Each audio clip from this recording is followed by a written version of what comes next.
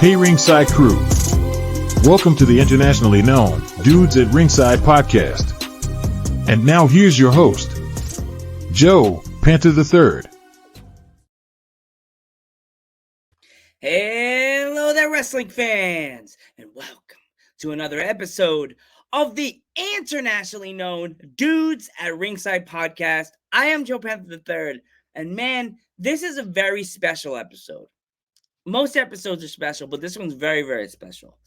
This gentleman right here that I'm going to have with me tonight on the podcast, you know how Cody Rhodes has won the Royal Rumble now 2 times? Well, this young man helped me out twice.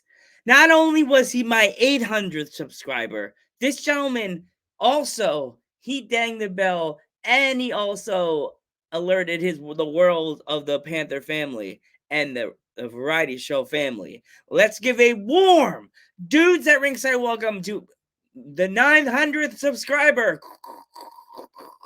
We couldn't fight support streamers and fireworks. We have the budget of WCW. No fireworks. One didn't even go off. Let's give a warm Dudes at Ringside welcome to the burning star, Mr. Sue. It's supposed to be the burning star, Brandon Sue. That's how everyone says it. But awesome. We did it. So, man, I want to thank you so much for being my 900th subscriber. Man, if you haven't subscribed already, do it. Go push that button, that button, have it turn yellow and little sparkies come off. I don't know. Good job with that, YouTube. Oh, press the subscribe button and then the whole thing goes on fire. That would be funny if they make the channel look like it catches on fire too. It's like, no, we pushed it. You know, when your channel hits 1,000, that's when the whole thing goes on fire. With spark goes flying. I would be scared because I'm the one that tries not to look anymore. But then my friends are like, you should look, and I'm like, why? Because that gives me anxiety. So, Brandon, let's get this off in a fun way. Who trained you? Well, I first started at this school. It was called Battle Arts Academy. It's run by Santino Marella, also known as Anthony Corelli. So, I started around May of 2022. Well, a little story here. Around October of 2021, I wanted to go because I wanted to check out the program, and I also wanted to go to the show, the first independent wrestling show that I actually went to. So I walk into school, and then I'm like, oh man, I can't wait. I want to see Santino. Like, I can't wait to meet him. And then I run into this guy, and then he was just running the shows and all that, and he's wrestling on there. I'm like, oh, who's this guy? Oh, nice to meet you. Is Santino here? Nothing but Santino. So I got 2 tickets that night. I go with my dad. I dress up. I wear face paint. I do the little Darby Allin thing with half face paint. Actually, no, I paint my whole face. So I didn't know what I was. I just painted my whole face. So I went into the show, and then I watched this entire thing. I'm like, oh wow, this is like they have their own fans, their own show. I'm like, oh wow, I wanted to wrestle one day. I want to be a part of this. So now cuts to actual March. I went into the tryout. I kind of got invited to the tryout, so I went in, and then I'm like, oh, I'm trying out. And then this guy who runs it, like he's a big guy. I don't know who. I'm not sure if you're familiar with him. His real name is Nick. People call him Asylum. People call him what's his other gimmick name again? It's it's Stone Rockwell. So he's like a big guy, big jack guy. I think he's been an indie wrestler for about 11 years. But funny thing is, he also coaches at the WWE PC Performance Center. Wow. So I walk in, and then I'm like, I'm Brandon. Nice to meet you, and all that. And at first, he showed me a front roll because it was a tryout. So all I learned was a front roll that day, and then all I got was to talk to people. So someone asked me, do you like the program? I'm like, yeah, I like it. Let's do it. So in about a few months, I was actually in grade 11 that time. So I was still in high school while I started this. So around May, I tell my dad, I'm like, let's do it. like I want to shoot for my I want to shoot for my dream. Like I want to do this. So I tell my dad, I'm like, yeah, let's do it. We drive down to Battle Arts Academy.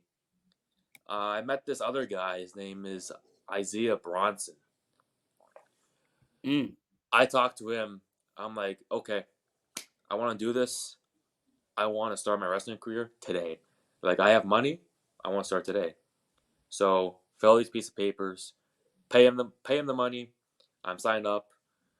And the first day of training, it wasn't bad. Like I think we were just doing little rolls, and then my first time doing a lockup, and then doing a headlock. I think that's the first thing I've learned, and that's like the main thing you're supposed to learn when you start professional wrestling. Um, what else? About a few months there, everything was all right. Everything was doing good. I was just wondering, when am I gonna have my first match? When are we doing a show? Um, Around November. If you're familiar with these guys, they're from the UK. They used to wrestle at NXT. One of them was Eddie Dennis, Mm. and the other was I forgot it. He's like a I think you wrestled him. He's like a short guy with a beard, with blue eyes. Maybe you've seen him, but he's on NXT UK. He used to be on NXT UK. Mm. So the guys come in, they train us for a couple of weeks because they were wrestling around the areas too. So I think after they ran a little show, and I don't think I was a part of it. And it was in November, so it was like about 5 6 months in, and all I got was to referee at the student like the mock show, the student show. That's it. Mm. So now it's New Year's 2023, not 2024, 2023. Around January 20th, I actually step into a ring. I drive about 2 hours to this city in Beaverton. It's about, yeah, it's 2 hours, very far from Toronto. I step into a ring, and then I do the battle royal, and then next thing you know, I'm getting beat up by a big fat guy, orange beard. He was nice to me at the back, but then he says when we get in the ring, I'm kicking your ass. So Oh, jeez. I'm like, okay, screw it. Well, hello to you too. That's what I would have said. Thanks, sir. Well, actually, I got like the experience to like at least like wrestle in front of people. Like it was a battle royal, I was just getting my ass kicked, but like looking around, giving high fives to the fans, like I just felt a bit excited at the moment. I'm like, I can't believe I'm doing this. Like I can't believe I'm actually in a ring. I'm actually interacting with crowds for the first time. I'm like, wow, like this is like I think I was gonna achieve everything there. Unfortunately, I got thrown out. Number one, I got thrown out. The Oh, whole like the guy punches me, and then he throws me, like he slings me out of the ring. The whole place goes bananas. Hmm. And that was a sold out crowd. oh wow. And then that was the first Beaverton show they did in Battle Arts. Oh wow. So at the back, I'm excited, but I'm still like chopped up from the bruises that I've got. So now, February 4th, this was in my hometown. This was my city. Currently in Mississauga, where I currently live. Not far from Toronto, maybe 30 minutes, but not a bad city too. February 4th, I compete at Battle Arts Rising Stars. I compete in the Battle Royale, and I wrestled for my family came too to watch me. So I came out first, and then this other guy, his name is Jacob Quinn.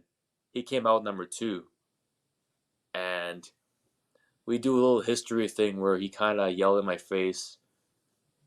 I can't remember exactly what he yelled at. I think he yelled at like this is my company, or it's my dojo, or it's my whatever. I don't remember exactly what he yelled at me, but while he was beating my ass in the battle royal, he was like yelling at me something. So then I'm like, okay, I'm getting revenge of this guy. So I think I'm around numbers, like I'm the last 5 guys in the ring. So I go up to Quinn. I'm like, "Hey, you that guy from Beaverton? I'm ready to kick your ass." So I run to the ropes. I was about to punch him, and then he punches me, and I get knocked out. I'm like, dead. Oh, jeez. And then after that, big tall guy gets me, punches me out the ring. I'm eliminated. Mm. So let's go way back. When you first stepped foot in the training facility, what was your energy like? What were you thinking? Were you excited? Were you nervous? Like you're just stepping into this world of professional wrestling after doing other stuff before you were into wrestling, doing wrestling. Well, for the first time stepping into a ring, I honestly felt excited. Like, I felt like I was meant to be a wrestler. I felt like this is my goal. This is my dream. I've dreamed about it since I was around 11 when I first went to WWE. When I was 11, I went to Raw and SmackDown in August. My dad took me. Got really excited, and then saw my favorites. I thought I was gonna see John Cena. I had the I was wearing the I bought the merch where I bought the John Cena T-shirt hat. Like I'll send it to you later. I bought the entire thing. Like I wanted to be like a John Cena fan, and I wanted John Cena to be there. You know, like I was a big fan of him. I was a big fan of Randy Orton. I like Seth Rollins because of his moves and all that. About the wrestling thing, it really got me excited. Like I didn't really think that I was gonna do this until a lot of people said like if you follow your dream, you can achieve a lot. And my parents, my family, my friends, they were excited for me. Fortunately, I did get a lot of haters. Like I did get like old high school, not high school. I got like old elementary school people bullied me, telling me like that. Oh, you're the WWE gangster. Oh, you're the next man. Whatever, whatever. Like like people who loves wrestling, like back then they get bullied by a bunch of people like, oh, wrestling's fake, like why do you want to do this, why do you do that? Well, you know what, like this is my thing. Like if you want to be a guy hiding behind a screen on Instagram, texting this, texting that, while you're sitting at home and just like doing your own thing or just working 9 to 5 for the rest of your life, like that's literally your problem. Like let me live my life, let me be a wrestler, let me be a professional wrestler, let me go in the big leagues, let me travel around the world, and let me show you what I can be, what kind of star I can be. Yep. That's currently now the Brony star, but yeah. So you let's talk about your martial arts. Like the martial arts you have like what what like do you bring like when you were younger like the martial arts like how long did you do martial arts before you decided to like you wanted to do the other side and be the go to the wrestling side? Like when did you start doing martial arts? Actually, I was born into the martial arts business. My grandfather and my grandmother and my dad, they used to go to a martial arts another school, but they went away. They learned everything, so they started their own business in Guelph, Ontario. It's not too far from Toronto, but probably an hour away. So they opened up the facility, and they got a lot of people. Like I'm not gonna lie, they got a lot of people, and maybe before I was born, they had like 2 other units that they opened too. So when I was born, it was my dad and my grandfather mainly doing the business. Like they were like the two head senseis, and I think my grandmother like kind of retired a little bit and maybe ran the desk, and my mom did too, but she didn't want to do it anymore. She probably wanted to get a job, I think.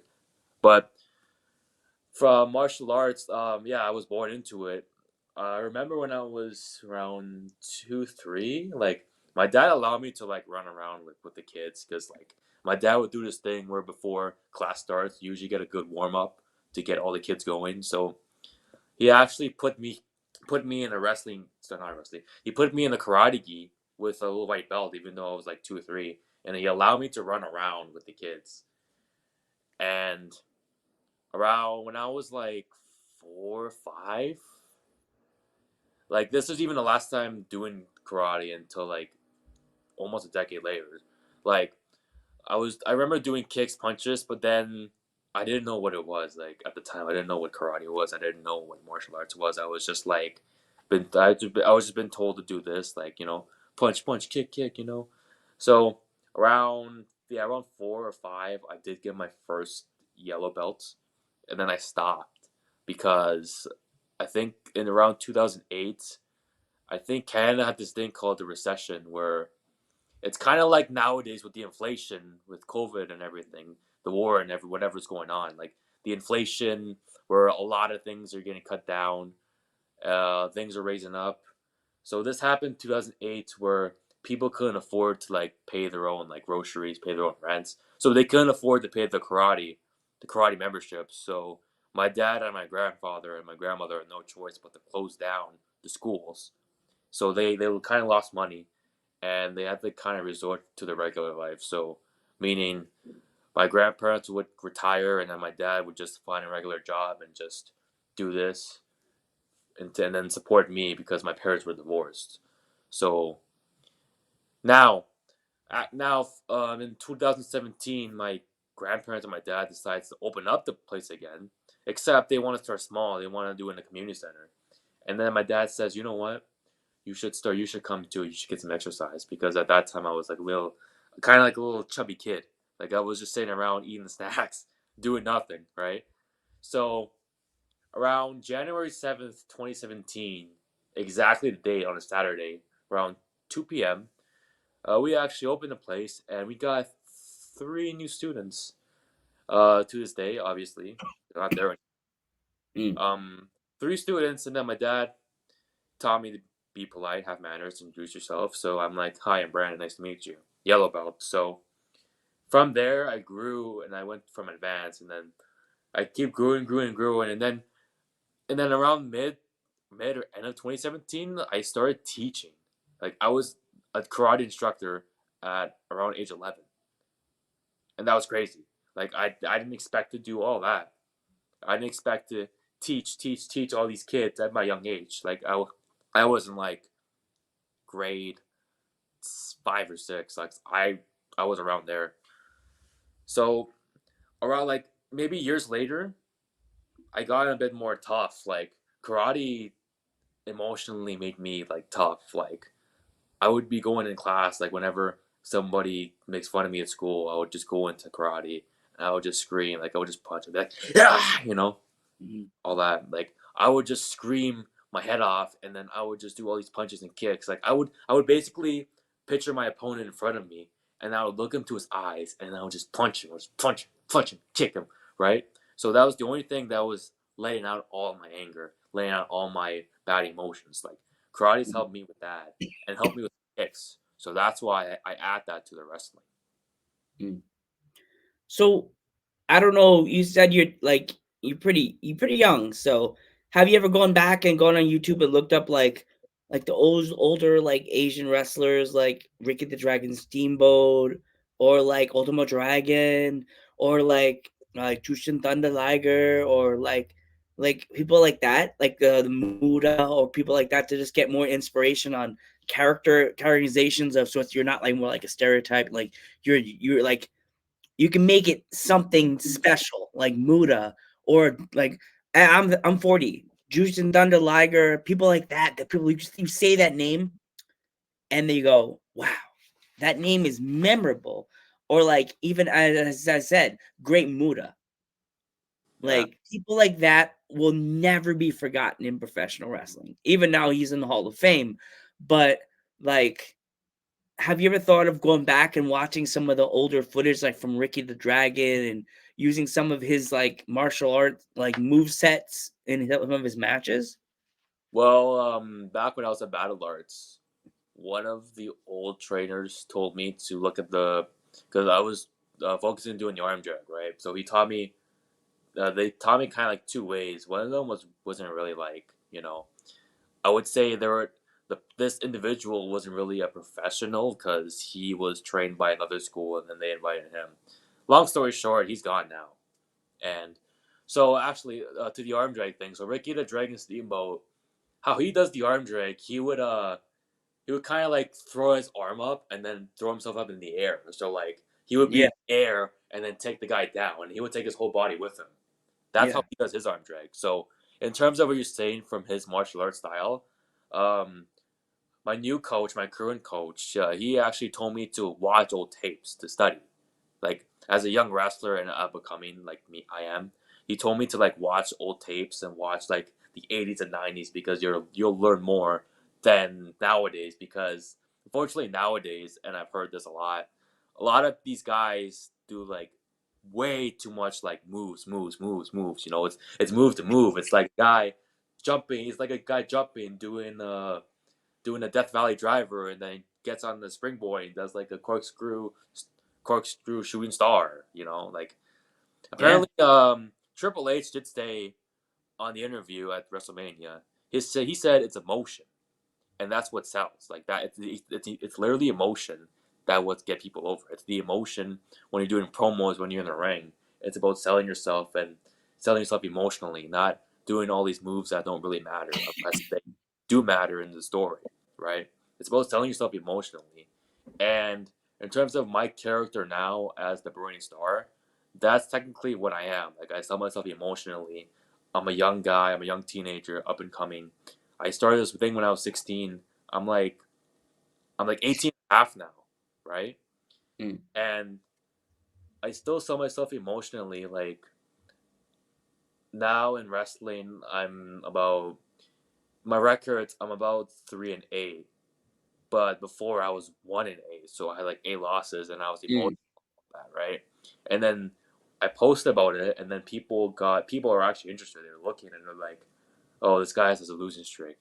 He's been busting his ass. He's been doing this. He's been doing that for other people for so long, and now I think he deserves to be the best. He deserves to have some wins." And there was a night, kind of little recently, or about last month. I think it was March. I think it was March 17th. It was on a Sunday. So I had two wrestling matches. And earlier in the day, I fought Mr. Marvelous, James Runyon, if you're familiar with No that. him. Yeah. Which, by the way, he's my current trainer in the Ah. school now. Yeah. I'll get to that story a little later. But yeah, Okay, no problem, no problem. Keep going, he's my big guy. You're good. yeah. So I wrestle him for the second time, and he he's like he's a great wrestler, but he's really a shoot style wrestler. Like he goes hard. Like he puts me in a headlock, it's hard. When it comes to like the actual wrestling match, he goes all hard shoot style. So unfortunately, yeah, with the losses, I had like 8 losses during that time, like 8 in a row. Like it was just like nonstop. It was eight. Like it's like 1, 2, 3, 4, 5, 6, 7, 8. Like when I first started, like my debut in July, around July 9th, I had a debut match. I won that match, so I was like 1-0. I got excited, but then when I was starting off wrestling these other promotions around Ontario, I was like losing consistently. I was like going like 1, 2, 3, 4. Like the numbers kept going. So then I'm like, what am I gonna do to step up my game, right? So I gotta rise. I gotta start becoming what I said I am, and then that's the Burning Star. That's the Burning Star. So I gotta rise up to the. I gotta rise up where the sun shines, and that's where the Burning Star shines, right? So where was I actually? So yeah, like let's go on. Let's talk about how Mr. Marvelous is your coach now. Like, what does it feel like to be coached by like a guy like him? Well, was he on this recent interview? I heard you interviewed him before. Yeah, I interviewed him. Like it was a uh, he was a marvelous episode. Yeah. So he Yeah, said. Okay. yeah, yeah, yeah. So is he tougher on you that you're younger in the game, or does he give you a little leeway sometimes? So,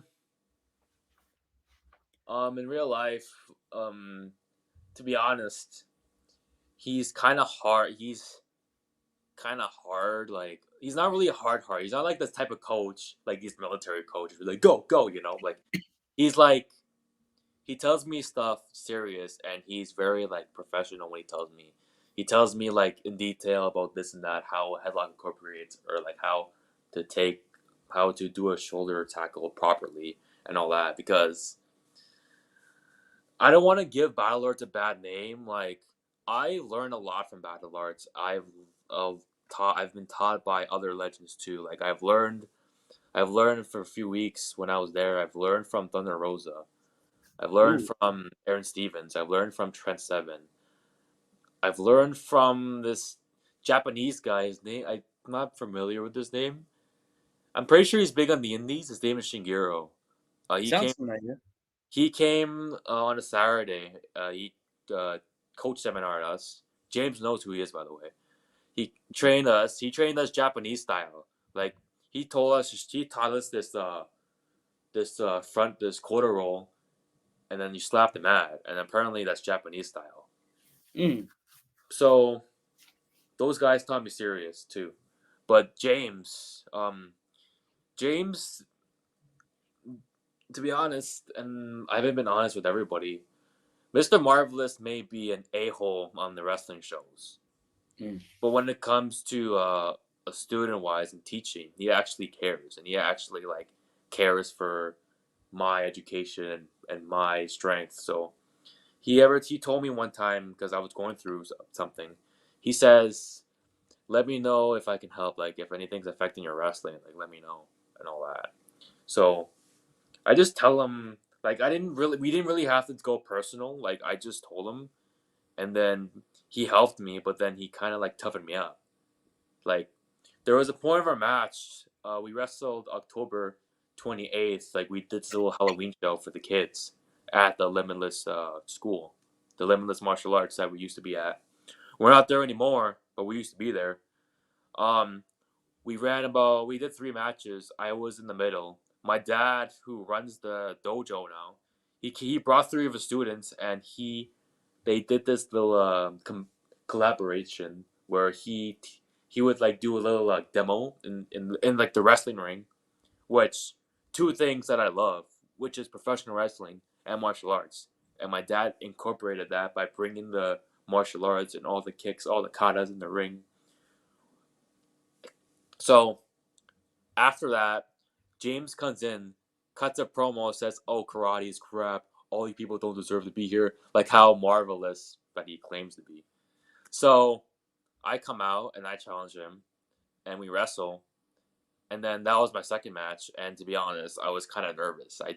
I kind of like didn't really know like how I can beat him. Like I was, like when the bell rang, my mind was lost.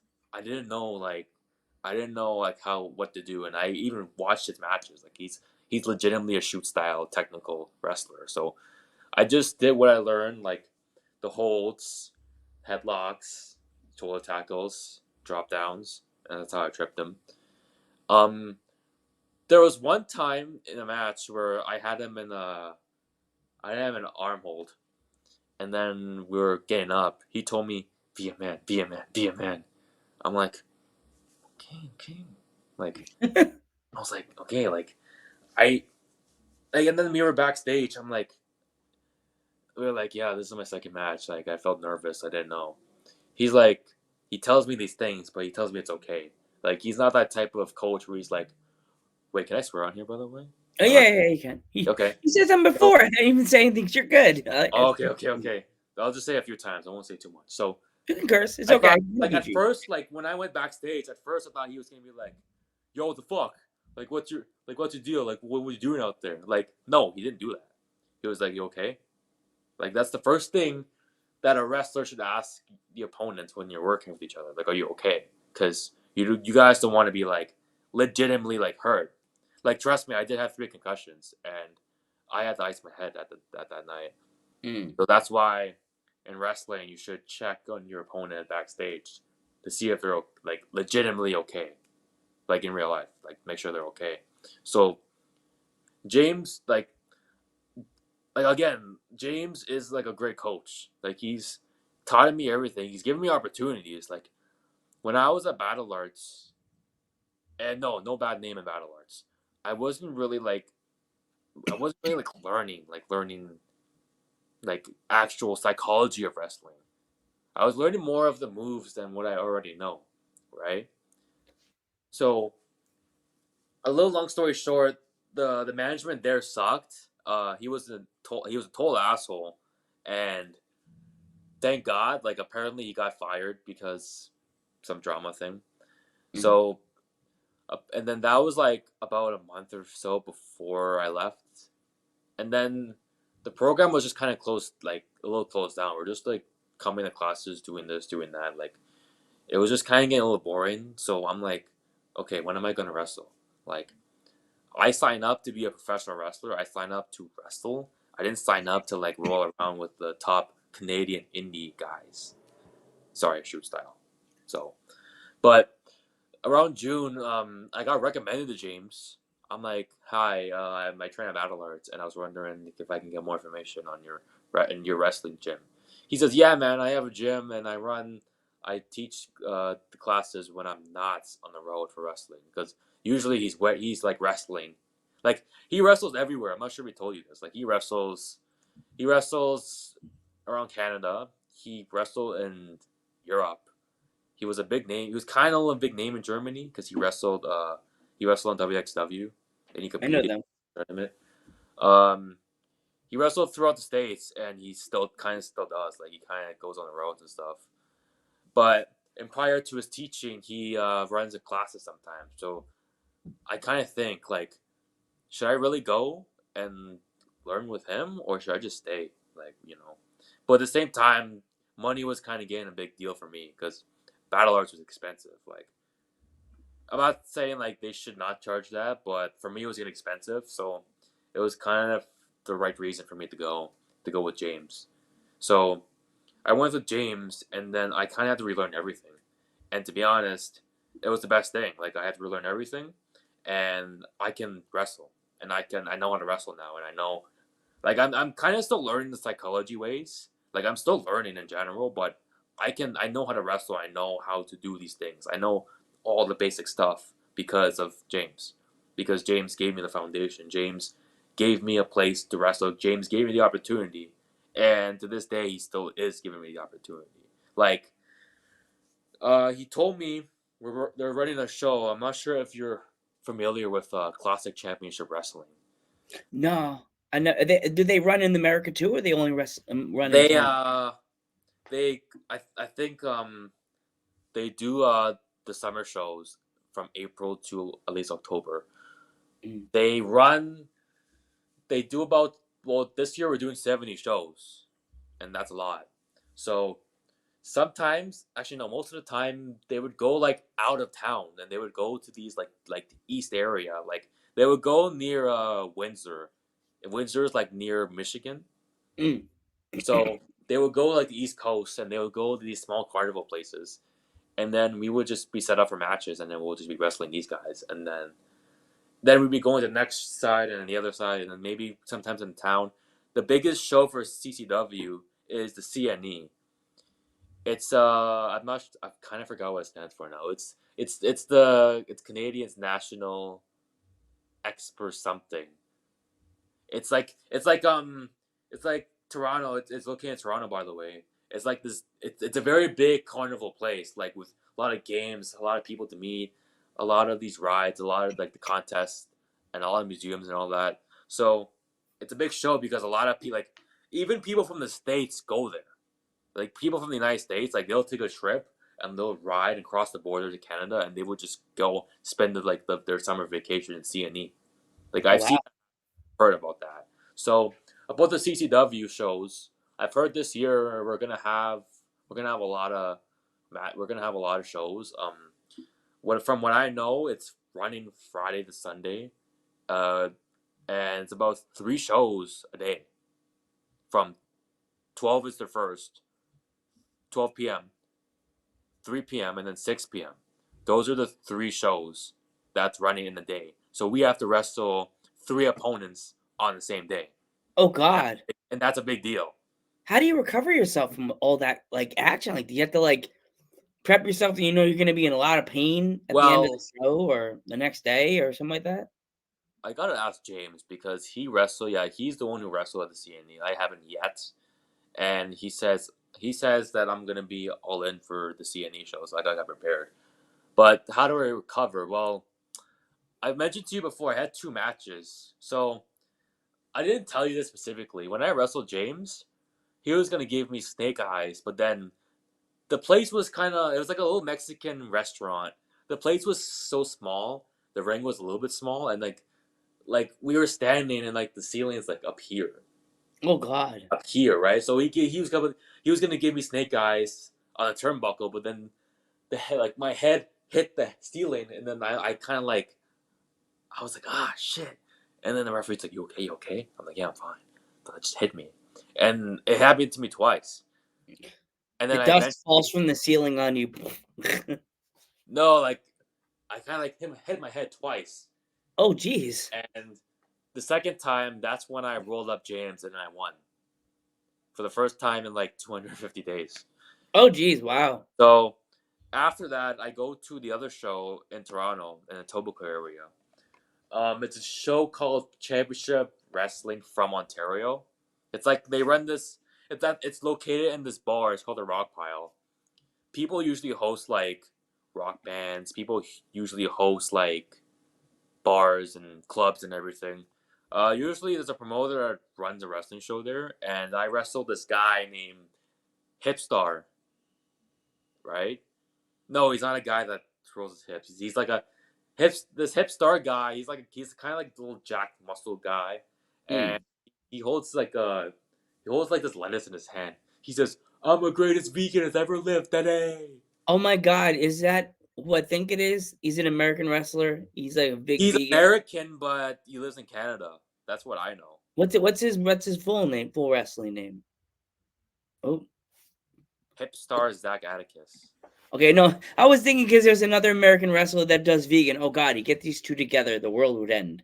Like, Oh two. no. So yeah. So there was this one time where we were wrestling in the match, and then we kind of brawled outside, and we got in a ring, and then I fire out, I get my comeback in, and then I beat his ass. And then I eventually wanted to finish him with the knee strike. This is knee strike. If you're not familiar, it's called the double wrist knee strike. You see Buddy Murphy would do it. Kota Ibushi does it as his finisher. And I would do it as my finisher. I call it the solar flare. Because basically like the knee thing is like the sun, like the big shiny sun coming to crash the earth. So my knee is like this big flaming sun, and then I hit the guy with the face, knockout. It's done, right? Mm.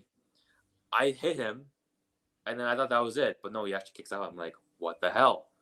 So He put sunblock on that day. yeah, so I pick him up again, and then I kind of give him strikes, and then he beats me. But here's the thing. Here's like the extreme part. Like he gives me a neck breaker. That actually legitimately, I actually like hit my head, and then like I just did this. But then I actually legitimately hit the back of my head, and that's the same head that I got hit in the ceiling on the same day. Oh, And that happened. Like he gave me two neck breakers twice. He's supposed to pin me, but he picks up my head like he's not finished with me. And mm. then I'm like, oh my god, and even the people too. Oh And then my he was God. supposed to. He took out the turnbuckle. He was gonna hit me by using the illegal thing where people take out the turnbuckle. They use the little exposed thing, and then they would smash their face in it. But then people got confused. Even my dad was like, "Yo, ref, what's going on? No DQ or what?" So Hipstar goes, "I'm a great." So yeah, I'm a greatest vegan. So he was supposed to hit me in it. Thank God I capitalized. I throw him in it, and then I roll him up, 1, 2, 3, and then I finally win. But again, a bastard he is. He attacks me from behind, and then I eventually leave pissed off because not only that Vegans. I got attacked from behind, but my head screwed up like 4 times now, and then I actually legitimately had to ice my head at the end of the night, and then I had to come home and relax and chill. As I said, vegans can't trust them. No, I don't even really think he's a vegan. I caught him eating sushi backstage, and then specifically Lies. he asked me, he's like, "Do you want some sushi?" I'm like, "No." But here's my question: are you asking me specifically because I'm Asian? He's like, no. He's like, well, because I don't think he doesn't think anybody would want to eat his sushi. So then he asked me because he thinks I like sushi. Well, because yeah. Well, I eat sushi, but I eat rice and beans, and I'm Spanish. Now, is that do I eat plátanos? Yes. Do I eat? I like putting hot sauce on my food. Yes. I got a nickname at work because I put hot sauce on almost everything, even eggs. So that's just me. I like Sushi, hot food. So what? sushi's great. Not gonna Yeah, lie, I do like sushi. There's I like some I want you wasabi. to try, Joe. I want you to try something. Okay. I kind of forgot to mention. Yes, I'm Asian, but I'm specifically dominant Vietnamese, and Okay. I've actually done research. I just want to make this public and just say that I've done research. I looked up if there's any like Vietnamese Canadian professional wrestlers. Um, I think there was. There's a female on the name of Jay Chung. She's Hmm. the wife of Josh Alexander. She does the ring announcing at TNA, if you're Yeah. familiar. So apparently she pops up, but then I've heard she's like mixed with, she's like half Chinese and half Vietnamese. So she's like a 50-50. So Hmm. I'm not sure what would make her Vietnamese or make her like a Vietnamese Canadian female or Chinese, you know. So, but I'm a male, so I'm not a female, so I'm lucky. So I've done research and I even asked my fellow wrestling friends. I'm like, do you know any Vietnamese Canadian wrestlers? He's like, well, I do have Vietnamese friends, but I don't think, you know. So I'm like, oh, I think it makes me the first Vietnamese Canadian male professional wrestler. Probably the youngest too, because I started at 16. And I already Hmm. claimed it because I just put in my profile like I'm the first Vietnamese Canadian male wrestler. I even hashtagged it. I put it around my social medias and my YouTube and everything. So I kind of made it official. So you're the first on the dudes at ringside wall. That means. Yeah, the first ever Vietnamese Canadian male professional wrestler. Yep. Just even in general, but like the first on here. Yeah. Yeah. Because I told you I looked and I'm like, nah, no, no, no. I have Canadian. I've had tons of Canadian wrestlers here from Cat Creed and Danny Leo. Not by herself, but she came on in a rivalry episode with Cat Creed. Answer the phone, Leo. The podcast needs you solo by yourself. She keeps sending her representatives to try to beat me up, but I don't understand what I did. Okay. I want to thank you so much for coming on the podcast. Before we go, if you have any social medias you want my fans to follow, the stage is yours. So I think the name just really stands out. Like if you just look up the Burning Star brands too, like on socials, like I have Twitter, I have Instagram, TikTok, I have I have YouTube, and I post. I didn't post a lot since, but I'm gonna be posting a lot now because this podcast probably inspired me to post a lot now. Matter Yeah. of fact, this is my first podcast, and I feel really excited. I still thank you for inviting me. No problem, dude. You know, I love helping young wrestlers. Like it's like everybody is like, oh, you probably see their accounts. Oh, there aren't many posts. That must be new. I do the Mr. Burns. I'm like, excellent. The new wrestler, and they only have 3 posts. Let's see if they're real. Excellent. I I'll think be that's their the fourth post. I'll I be their think this fourth thing, like post. the thing that Mr. Burns does, that's a Yeah, little. I think that's a little Mr. Marvelous thing because he's yeah. just does that. Brainwashed me. He's like, must be different, Joe. I am different. I wear red glasses and a polo. Difference. So Social, yeah. yeah, definitely says give him a nice subscribe. Give him, everybody go and give him a subscribe. So again, thank you for being my guest, and thank you for being my 900th subscriber. Um, if you have any, do you have any merch yet or no? Not yet. So just want to say a little bit. So yeah, sorry, I talk too much. No, you're good, dude. No, Yeah. I'm happy that you had a lot to talk about. Most people are just like ding, dang, ding, and I'm like, okay, leave. We're done. See, I can go back to watching my old school wrestling. I'm Joe Panther the Third, I'm the Burning Star, Brandon Sue. and we will catch you in the next one.